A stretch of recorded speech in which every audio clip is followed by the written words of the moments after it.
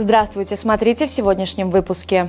Президент Туркменистана провел очередное заседание Кабинета министров. В Мары были подведены итоги рабочей поездки национального лидера туркменского народа и другие новости.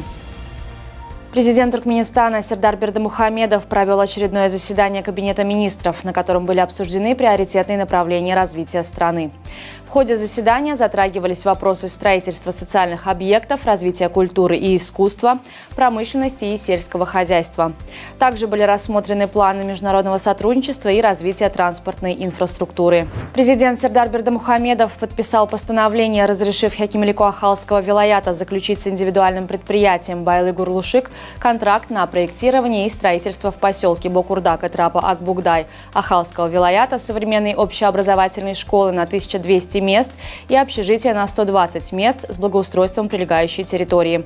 Постановлением предписано начать строительные работы в январе и сдать объекты с полной готовностью к эксплуатации в сентябре 2024 года. Национальный лидер туркменского народа, председатель Халк Маслихаты Туркменистана Гурбангулы Бердымухамедов в рамках рабочей поездки в Марийский вилаят посетил главную мечеть региона. Затем глава Халк Маслихаты ознакомился с работой аэродрома, осмотрел имеющиеся здесь самолеты и вертолеты, а также поинтересовался служебными и социальными условиями военных летчиков. После этого национальный лидер туркменского народа посетил пастбище животноводческого хозяйства, расположенное на окраине пустыни Каракумы. На территории пастбища председателя Халк Маслихаты тепло встретил Чабан со своим сыном и внуком. Гурбангулы Бердымухамедов поинтересовался работой животновода, состоянием стада и местных пастбищ, а также его жизнью. В завершении визита глава Халк Маслихаты посетил строительную площадку участка автотрассы Теджен-Мары, части скоростной магистрали Ашхабад-Туркменабад. Инженер бригады строителей доложил, что благодаря поддержке государства строительство ведется высокими темпами. В настоящее время завершается участок Теджен-Мары, а также начато строительство дороги Мары-Туркменабад. Авиакомпания «Туркменистан» запустила онлайн-продажу билетов на рейсы Ашхабад-Милан-Ашхабад на официальном сайте turkmenistaнаirlines.tm.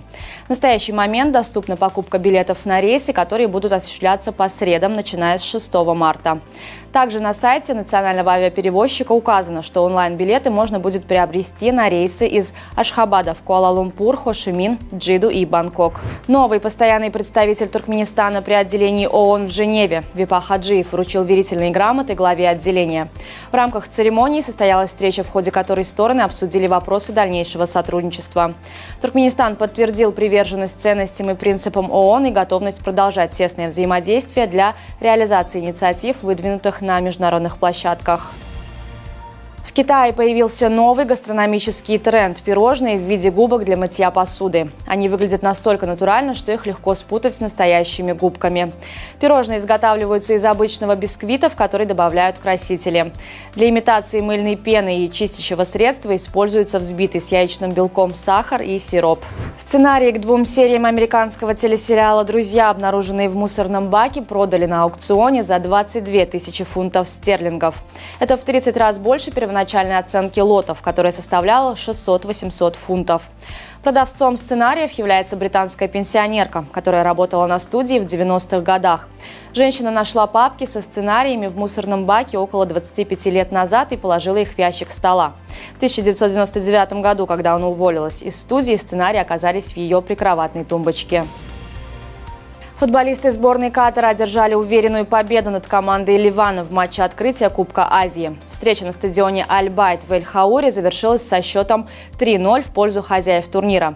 В следующем матче группы А катарцы сыграют с командой Таджикистана, сборная Ливана встретится с футболистами из Китая. В ночь с 13 на 14 января по ашхабадскому времени в Мельбурне стартует первый в сезоне турнир серии «Большого шлема» – открытый чемпионат Австралии по теннису. В первый день соревнований в борьбу вступят действующие чемпионы белоруска Арина Соболенко и серб Новак Джокович. Открытый чемпионат Австралии пройдет с 14 по 28 января. В этом году призовой фонд составит более 57 миллионов долларов, что на 13% больше, чем сумма призовых прошлого сезона. На сегодня это все. Со всеми новостями вы можете познакомиться на сайте turkmenportal.com и на наших официальных страницах в социальных сетях. Всего вам доброго. И помните, что Туркменпортал – ваш самый надежный источник новостей.